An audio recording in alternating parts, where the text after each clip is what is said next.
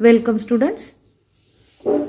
So in this period we are going to discuss about the chemical coordination. The cells and the organism, they communicate with each other through the chemical signals, and here these are broadly of 4 types: autocrines, paracrines, endocrines and pheromones. So what are autocrines? So autocrines, that is when the cells release the secretion to stimulate itself. Any cell, it releases some secretion, and here in presence of that secretion the cells, they get stimulate itself. Now what are paracrines? The cells release the secretion to stimulate the neighboring cell. त्यांच्या बाजूला असणाऱ्या पेशी त्या ठिकाणी काय होतात? Stimulate होतात. ही पेशी आहे, या पेशीने जे काही सिक्रेशन निर्माण केलेलं आहे त्याच्यामुळे ती पेशी स्वतःने स्टिम्युलेट होत, पण तिच्या बाजूला असणारी नेबरिंग सेल आहे की नाही, ती स्टिम्युलेट होते, म्हणजे उद्दीपित होते, प्रोत्साहित होते कार्य करण्यासाठी. Third type is endocrines. So here these are the cells, they release the secretion to stimulate the distant cells. असं डिस्टंट म्हणजे दूरवर असणारे, आता हे नेबरिंग आहे ना, नेबरिंग म्हणजे ॲडजेसंट, शेजारी असणारे सेल्स आहेत. डिस्टंट म्हणजे थोड्या दूर अंतरावर असणाऱ्या सेल्सला स्टिम्युलेट करणाऱ्या ह्या सेल्स आहेत, त्याला आपण एंडोक्राइन्स म्हटलेलं आहे. Suppose this is the cell, it secrete some secretion, that secretion is carried out up to the target cell, and the target cells, it get excited, it gets stimulated.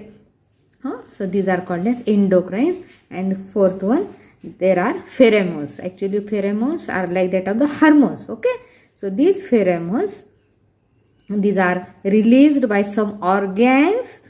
So the organs release the secretions known as pheromones, and these pheromones or these secretion stimulate the other organism. बरं का, म्हणजे एका सजीवानी निर्माण केलेला हा secretion pheromone दुसऱ्या सजीवाला काय करतो? स्टिम्युलेट करतो.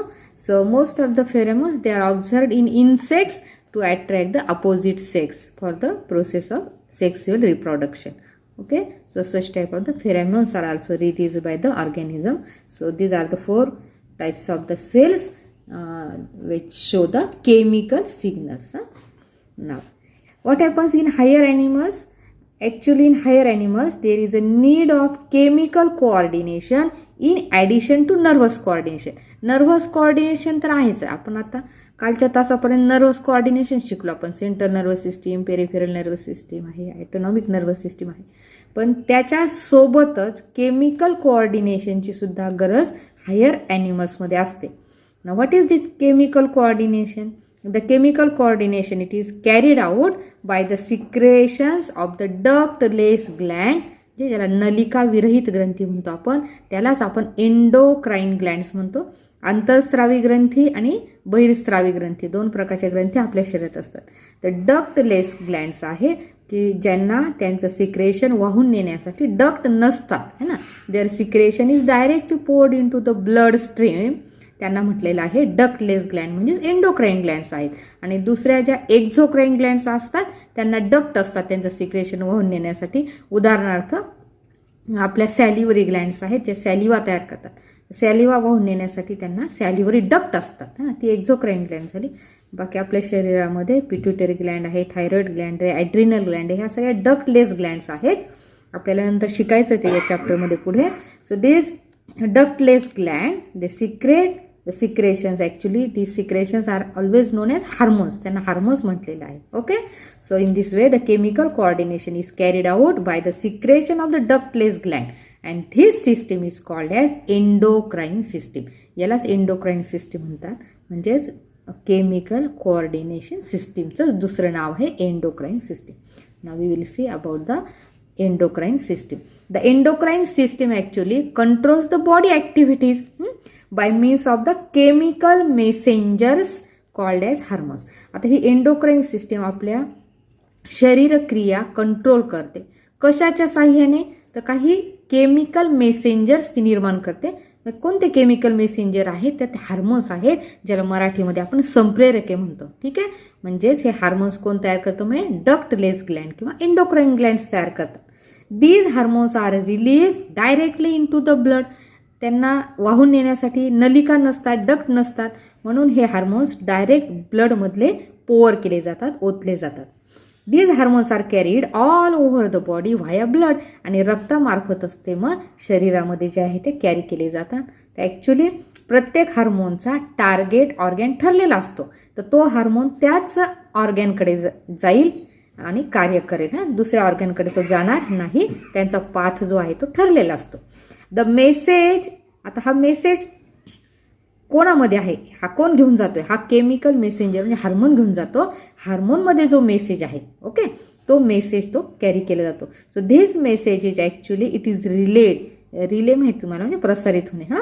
तो मेसेज प्रसारित होतो कुठे, only to the target organ. त्याचा टार्गेट ठरलेला आहे, त्याचं ध्येय ठरलेलं आहे. तर हा जो मेसेज आहे हार्मोनच्या द्वारे रिले केला जातो फक्त टार्गेट ऑर्गॅन. बरोबर आहे, फक्त टार्गेट ऑर्गॅनवरच तो मेसेज जो आहे तो दिला जातो. The target organs are stimulated to carry out the specific processes like growth, development, जे त्यांचं कार्य असेल ते.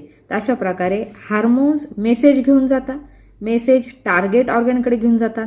मग त्यामुळे टार्गेट ऑर्गॅन स्टिम्युलेट होतात, प्रोत्साहित होतात, उद्दीपित होतात आणि मग ते त्यांचं कार्य करायला सुरुवात करतात. जे काही त्यांचं कार्य असेल, स्पेसिफिक प्रोसेस असेल, ती त्या ठिकाणी मग जी आहे ती सुरू होते. यालाच आपण म्हणतो एंडोक्राइन सिस्टीम किंवा chemical coordination system.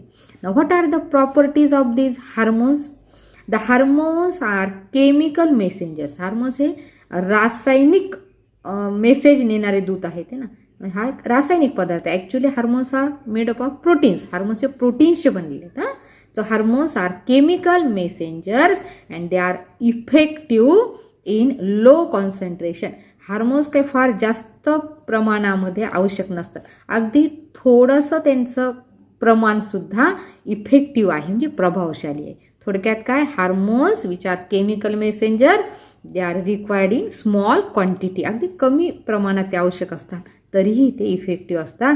They can function as regulators. पाहता हे दोन शब्दाने मी अंडरलाईन केलेले. हार्मोन्स मेसेंजर्स पण आहेत, मेसेज वाहून नेतात, आणि ते रेग्युलेटर्स पण आहेत. ते फंक्शन रेग्युलेट करतात, म्हणजे नियंत्रित करतात. जे बॉडी फंक्शन्स किंवा बॉडी ॲक्टिव्हिटीज म्हटलं की नाही, त्यांना ते रेग्युलेट करतात. आता रेग्युलेट करणे म्हणजे काय, आयदर दे इनहिबिट करणे म्हणजे एखादी क्रिया आहे तिचा रेट कमी करणे, है ना, इनहिबिट करणे, कमी करणे. ऑर स्टिम्युलेट, किंवा तो रेट ते वाढवू शकतात.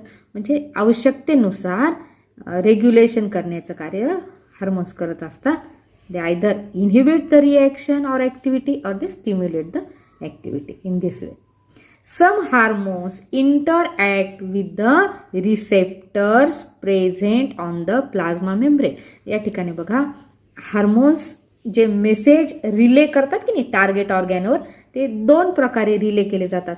पहिला प्रकार आपण बघूया की हे हार्मोन्स इंटरॅक्ट होतात, आंतरक्रिया करतात विथ रिसेप्टर्स. तर रिसेप्टर म्हणजे घेणारे, कोणाला घेणारे, हार्मोनला घेणारे.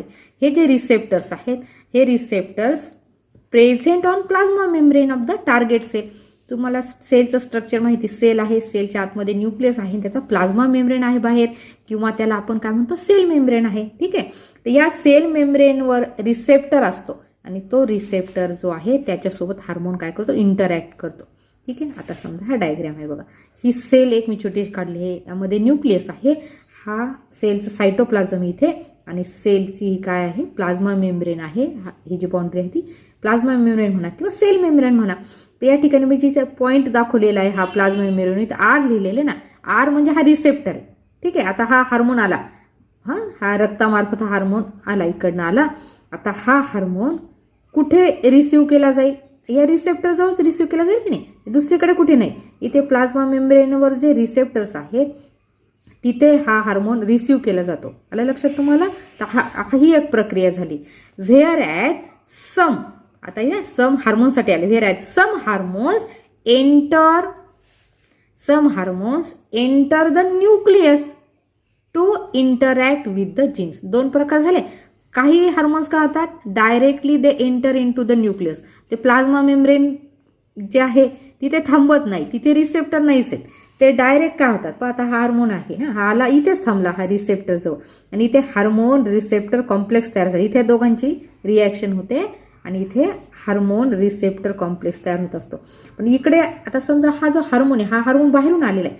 हा हार्मोन प्लाझ्मा मेम्ब्रेन क्रॉस करून, सायटोप्लाझम क्रॉस करून डायरेक्ट न्यूक्लियसच्या आतमध्ये गेलेला आहे. दिसते तुम्हाला, हा मध्ये न्यूक्लियस आहे की नाही सेलचा, हा डायरेक्ट सेलच्या आतमध्ये गेलेला आहे. तर अशा प्रकारे सुद्धा त्या ठिकाणी इंटरॅक्शन होऊ शकते. Now next point about the hormones, the hyper secretion or hyposecretion of the hormones okay leads to the various disorders. आता बघा, हायपर सिक्रेशन म्हणजे जास्त प्रमाण होणे. समजा आपल्या शरीरात हार्मोनचं सिक्रेशन जास्त झालं किंवा हार्मोनचं सिक्रेशन कमी झालं. हायपो म्हणजे लेस सिक्रेशन आणि हायपर म्हणजे एक्स्ट्रा सिक्रेशन. म्हणजे जास्त सिक्रेशन झालं असेल किंवा कमी सिक्रेशन झालं असेल हार्मोन्सचं शरीरामध्ये, तरी सुद्धा आपल्या शरीरामध्ये वेगवेगळे डिसऑर्डर्स, वेगवेगळे आजार निर्माण होऊ शकतात. लक्षात आलं तुम्हाला. म्हणून हा शब्द आलेला आहे या ठिकाणी की hyper secretion or hyposecretion of the hormone leads to the various disorders. Okay. Fifth point about the hormones, that they are metabolized after their function. एकदा त्याचं कार्य संपलं, हार्मोनचं फंक्शन संपलं की त्याचं मेटाबॉलिसिस केलं जातं, म्हणजे त्याचं चयापचय केलं जातं. these hormones can not be रियूज्ड.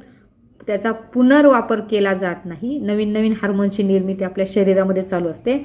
एकदा तो हार्मोन वापरला गेला की त्याचं जे आहे मेटाबॉलिझम केलं जातं आणि त्याचा पुनर्वापर केला जात नाही. Okay sir. So this is about the properties of the hormones.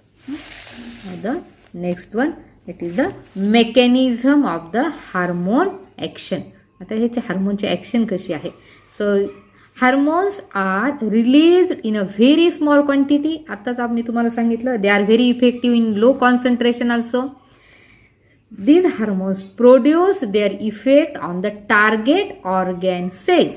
जो काही त्यांचा टार्गेट ऑर्गन असेल त्या ऑर्गॅनच्या सेलवरच त्यांची ॲक्शन होत असते बाय बाइंडिंग टू रिसेप्टर्स. आता मी तुम्हाला सांगितलं रिसेप्टरशी बाइंड होण्याच्या दोन पद्धती आहेत है ना. रिसेप्टरशी ते बाइंड होतात आणि रिसेप्टर हार्मोन रिसेप्टर कॉम्प्लेक्स असं तयार होत असतं. The hormone receptors may be on the cell membrane or may be intracellular. आता मी तुम्हाला सांगितलं की रिसेप्टर्स जर सेल मेम्ब्रेन किंवा त्यालाच आपण प्लाझ्मा मेम्ब्रेन म्हणतो. रिसेप्टर जर सेल मेम्ब्रेनवर असेल किंवा प्लाझ्मा मेम्ब्रेनवर असेल तिथे त्यांची इंटरॅक्शन होते. किंवा जर रिसेप्टर न्यूक्लियसमध्ये असेल, न्यूक्लियसमध्ये असेल तर हार्मोन प्लाझ्मा मेम्ब्रेन, सायटोप्लाझम ह्या दोघांना क्रॉस करून तो न्यूक्लियसमध्ये जातो. Hormone enters in the nucleus and then interaction takes place. So this is called as intracellular. Okay. Now the hormone receptor complex is formed. Okay. तिथे म्हणजे ह्या दोघांमध्ये जी रिॲक्शन झाली त्याच्यानंतर जे तयार होतं की नाही त्याला म्हणायचं hormone receptor complex. So this hormone receptor complex once it is form, this leads to biochemical change in the target tissue. एकदा हार्मोन टार्गेट टिश्यूकडे आला, एकदा हार्मोनची आणि रिसेप्टरची रिॲक्शन झाली, तो कॉम्प्लेक्स तयार झाला की काय बदल होतात तर त्या टार्गेट टिश्यूमध्ये बायोकेमिकल चेंज होत असतात. ओके. आता हे जे दोन मोड्स आहेत मेकॅनिझम ऑफ हार्मोन ॲक्शनचे ते आपल्याला बघायचे आहे. पहिला मोड आहे बघा या ठिकाणी, mode of hormone action through the membrane receptor. आधी इथं मेम्ब्रेन शब्द आलेला ते लक्षात ठेवायचा, हा प्लाझ्मा मेम्ब्रेन किंवा सेल मेम्ब्रेनशी संबंधित हा शब्द आलेला आहे. So first mode is hormone action through the membrane receptor. So hormones like catecholamines, आता इथे कॅटेकोलामाइन्समध्ये अमाइन्स शब्द आलेला, हा अमाइन्स या प्रकारचा हा हार्मोन आहे. सो कॅटेकोलामाइन्स आहे. पेप्टाईड हार्मोन्स आहे. पेप्टाईड हा शब्द प्रोटीन्स आहे, नेहमी लक्षात ठेवायचं. पेप्टाईड चेन म्हणजे अमायनो ॲसिडची चेन आहे. तर काही हार्मोन्स हे अमायनो ॲसिडपासून बनलेले असतात, त्याला आपण पेप्टाईड हार्मोन्स म्हणतो. Okay, so these hormones that is catecholamines आणि peptide hormones, these are not lipid soluble. Lipid म्हणजे फॅट, स्निग्ध पदार्थामध्ये न विरघळणारे, नॉट लिपिड सॉल्युबल. तर लिपिडमध्ये ते सॉल्युबल नसतात. They cannot enter their target cell through the plasma membrane. मग प्लाझ्मा मेम्ब्रेनच्या आतमध्ये एंटर न करू शकणारे जे काही हार्मोन्स आहेत ते सगळे लिपिड इनसॉल्युबल आहेत, लिपिडमध्ये न विरघळणारे आहेत. हे दोन नावं आहेत त्याचे, कॅटेकोलामाइन्स आणि पेप्टाईड हार्मोन्स. मग ते आतमध्ये जाऊ शकत नाही. दीज वॉटर सॉल्युबल हार्मोन्स, आता हे लिपिडमध्ये सॉल्युबल नाही आहेत, म्हणजे पण ते कशात सॉल्युबल आहेत? पाण्यामध्ये. पाण्यामध्ये विरघळणारे हे हार्मोन्स आहेत. These are water soluble hormones. They interact with the surface receptors. आता पुन्हा इथं सरफेस कशासाठी आलेला आहे शब्द? प्लाझ्मा मेम्ब्रेनसाठी, सेल मेम्ब्रेनसाठी आलेला आहे. तर सेल मेम्ब्रेनवर जो रिसेप्टर असतो ना, त्याच्याबरोबर हे हार्मोन्स इंटरॅक्ट होतात, आंतरक्रिया दर्शवितात, and which initiate the metabolic activity. आणि एकदा ही रिॲक्शन झाली की हार्मोन रिसेप्टर कॉम्प्लेक्स तयार झाला की त्या ठिकाणी मेटाबॉलिक ॲक्टिव्हिटीला सुरुवात होते. म्हणजे ते टार्गेट ऑर्गॅनचं जे काही कार्य आहे की नाही, ते कार्य त्या ठिकाणी सुरू होते. The peptide hormones bind to the specific receptor molecules which are located on the plasma membrane. अशा प्रकारे लक्षात ठेवा, अमाइन हार्मोन्स असतील आणि पेप्टाईड हार्मोन्स असतील, हे प्लाझ्मा मेम्ब्रेनवर असणाऱ्या रिसेप्टर बरोबरच इंटरॅक्शन करतात. धिस HRC, त्याचं मला आता लॉंग फॉर्म मी सांगितला, hormone receptor complex. So it causes the release of an enzyme adenylate cyclase from the receptor site.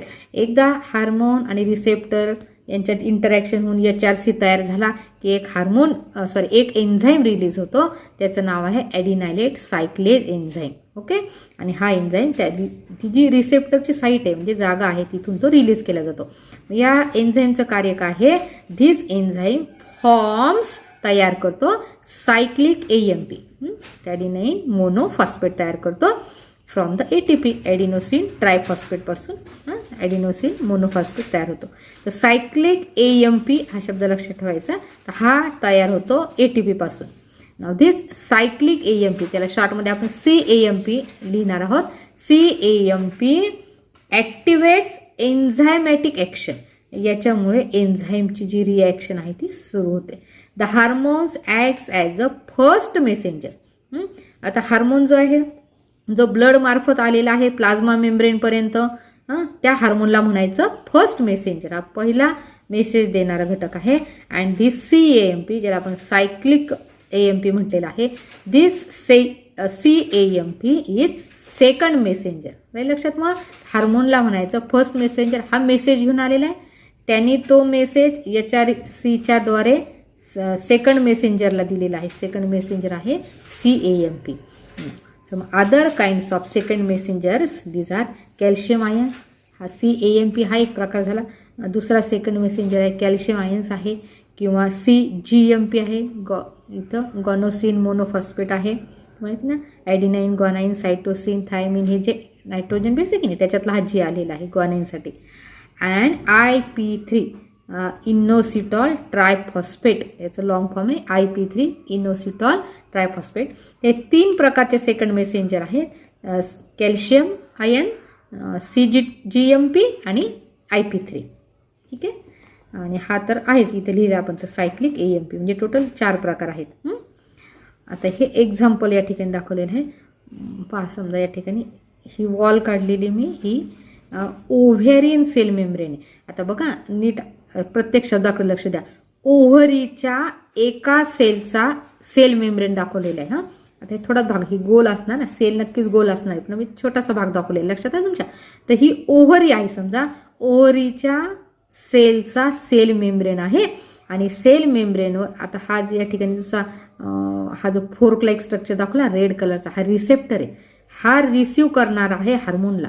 आता हा हार्मोन आहे, रक्तामार्फत FSH हार्मोन आला इकडे, हा ओव्हेरियन सेल मेम्ब्रेनकडे आला. आता FSH लॉंग फॉर्म आहे फॉलिकल स्टिम्युलेटिंग हार्मोन. तुम्हाला माहिती आहे हा गोनॅडोट्रॉपिन आहे, पिट्युटरी ग्लँडचे जे हार्मोन्स आहेत त्याच्यामध्ये हा फॉलिकल स्टिम्युलेटिंग हार्मोन तयार होतो.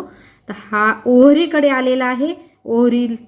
ओव्हरीला फॉलिकल्स तयार करण्यासाठी तो स्टिम्युलेट करणार आहे, म्हणून त्याचं नाव आहे बघा फॉलिकल स्टिम्युलेटिंग हार्मोन.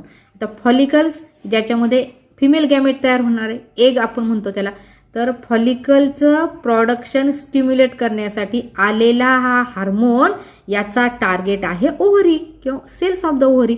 म्हणून हा आला असा ब्लड मार्फत आला. इथे आल्यानंतर पहा, समजा हा छोटासा चौकोन दाखवलेला समजा हा हार्मोन आहे FSH, बरोबर आहे. आता हा हार्मोन इकडे आल्यानंतर कोणाशी बाइंड झाला, हा रिसेप्टरशी. तुमच्या लक्षात आलं ना, हा हार्मोन इथपर्यंत आला, इथे आल्यानंतर त्याला कोणी रिसीव्ह केलं, रिसेप्टरने. इथं काय तयार झालं, हार्मोन रिसेप्टर कॉम्प्लेक्स. आता हा जो पूर्ण तयार झालेला का म्हणायचं, हार्मोन रिसेप्टर कॉम्प्लेक्स. समजलं. आता इथे हा हार्मोन होता फर्स्ट मेसेंजर, हा मेसेज घेऊन आलेला आहे है ना. आता एकदा HRC तयार झाला की या ठिकाणी आपण आता बघितलं की तिथं ॲडिनायलेट सायक्लेज एन्झाईम तयार होतो आणि तो त्या एन्झाईममुळे काय होतं, त्याचे ॲक्शन होते ज्याच्यामुळे सायक्लिक AMP तयार होतो ATP कडून ऊर्जा घेऊन है ना. ATP पासून सायक्लिक AMP तयार होईल किंवा कॅल्शियम आयन तयार होईल किंवा CGMP तयार होईल किंवा IP3 तयार होईल, काही पण तयार होईल. पण इथं आपण 2 दाखवले, हा तयार होईल किंवा हा तयार होईल. आता हा सेकंड मेसेंजर झाला की नाही, हा हार्मोन झाला फर्स्ट मेसेंजर, हा झाला सेकंड मेसेंजर. आता एकदा हे तयार झाले की त्या ठिकाणी बायोकेमिकल रिस्पॉन्स दिला जातो ह्या सेल्सकडून. आणि बायोकेमिकल रिस्पॉन्स चालू झाल्यानंतर काही फिजिओलॉजिकल रिस्पॉन्सेस ओव्हरीकडून दिले जातात. आणि काय फिजिओलॉजिकल रिस्पॉन्स आहे, for example growth of the ovary है ना. ओव्हरीची ग्रोथ होते आणि हळूहळू मग त्या ओव्हरीमध्ये फॉलिकल्स तयार व्हायला सुरुवात होते. म्हणजे ज्या कामासाठी फॉलिकल स्टिम्युलेटिंग हार्मोन आलेला आहे ते कार्य इथे सुरू झालेलं आहे. तुमच्या लक्षात ना, म्हणजे ओव्हरीची ग्रोथ होते आणि त्याच्यामध्ये फॉलिकल्स जे आहेत त्याची निर्मिती व्हायला सुरुवात होते. तर हा एक प्रकार झाला. पहिला मोड झाला हा, that is the mode of hormone action through the membrane, cell membrane receptor. आता दुसरा जो प्रकार आहे तो आहे mode of action through intracellular receptor, आंतरपेशी आणि पेशीच्या आतमध्ये पण केंद्रकाच्या आतमध्ये, अशा प्रकारे.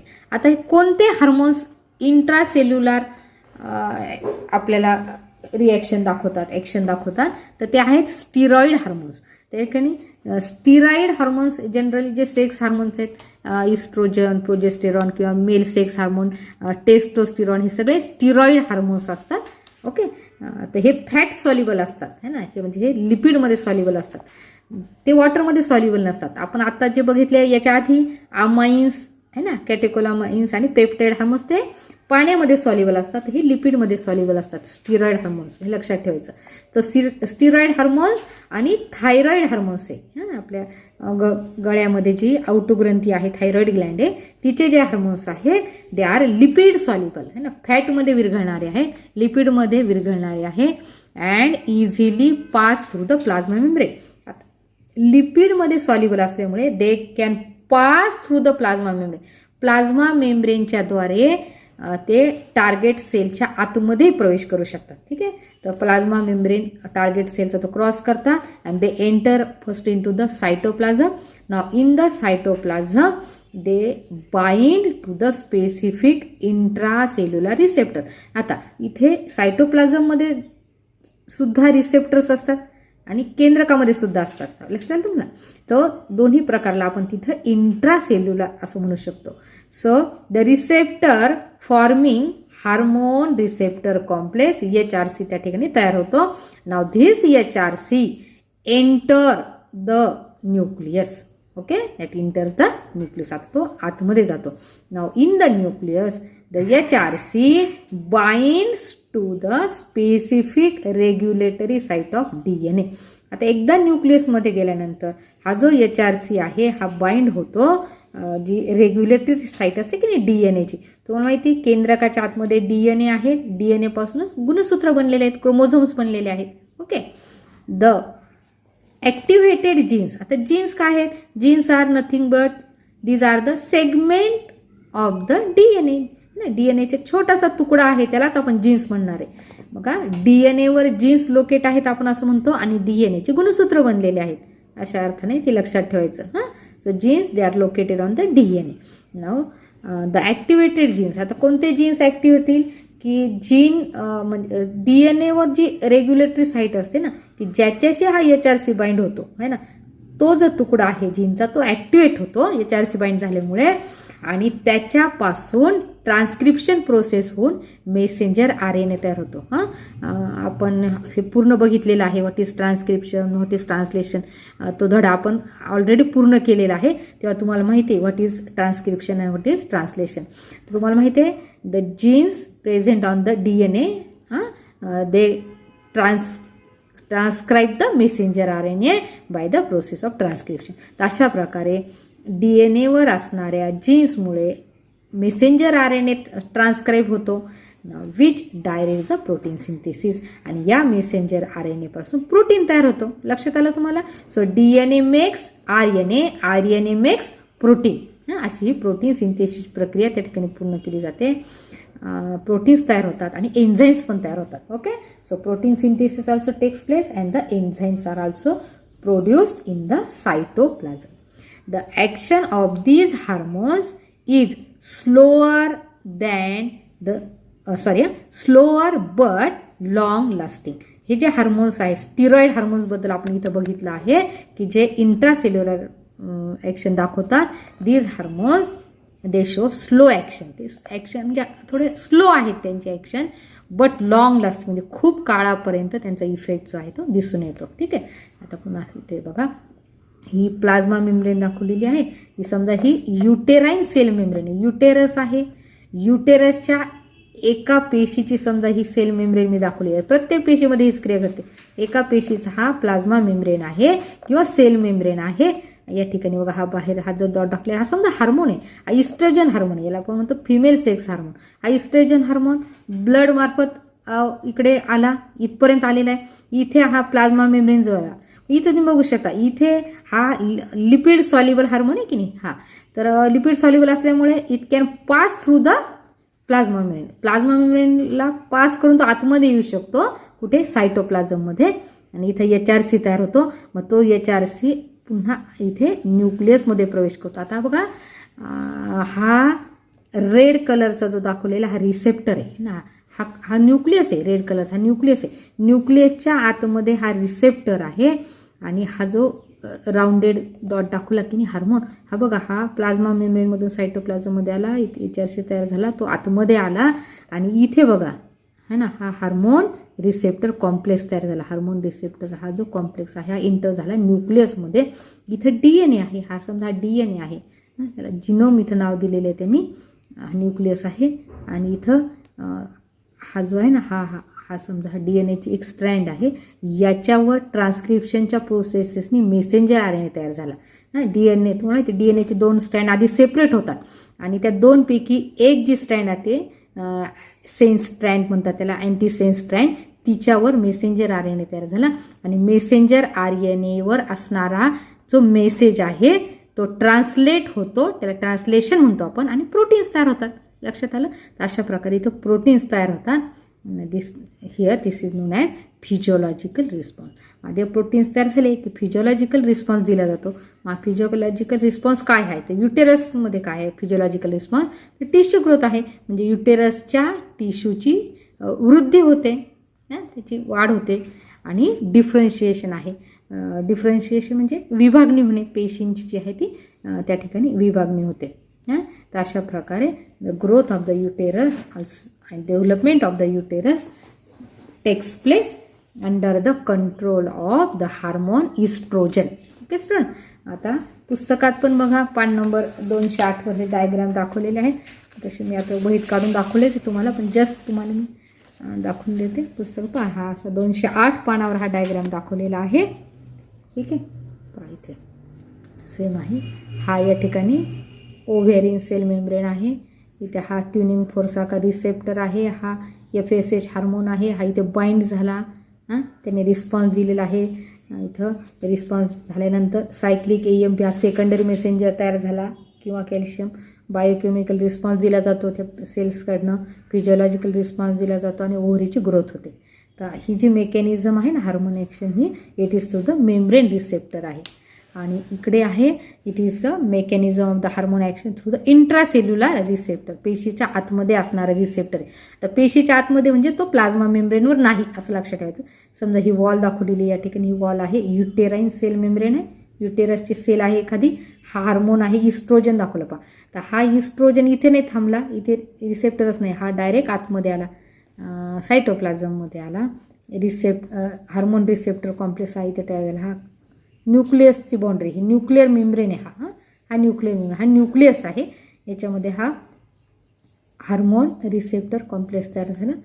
हा जिनोम आहे, हा मेसेंजर RNA आहे, मेसेंजर RNA तयार झाला DNAवर, त्याच्यापासून प्रोटीन तयार झाला. मग इथे टिश्यू ग्रोथ, डिफरन्शिएशन अशा प्रकारचे रिस्पॉन्स त्या ठिकाणी दिले. Okay sir, so this is about the mechanism of hormone action. In the next period we will see about the major endocrine glands present in the human body.